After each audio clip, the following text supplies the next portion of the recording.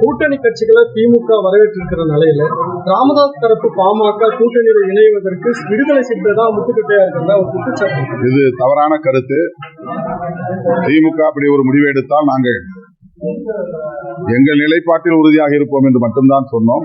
அது ஏற்கனவே 2011 நாங்கள் எடுத்த முடிவு. இந்த தேர்தலின் போது நாங்கள் எடுத்த முடிவு அல்ல.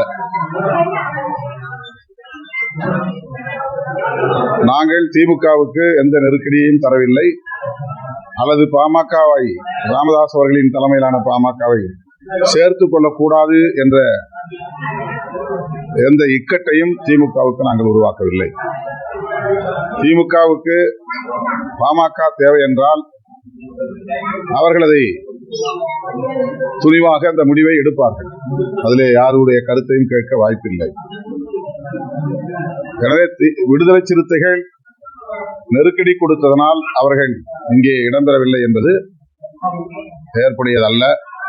2011 பிறகு நாங்கள் பாஜக, பாமக ஆகிய இரண்டு கட்சிகளும் சோசியல் இன்ஜினியரிங் என்கிற பெயரில் வெறுப்பு அரசியலை விதைக்கிற நிலைப்பாட்டை மேற்கொண்டிருக்கிற காரணத்தால் அவர்களோடு நாங்கள் சேர மாட்டோம் என்று அறிவித்தோம். அதில் நாங்கள் உறுதியாக இருக்கிறோம், அவ்வளவுதான்.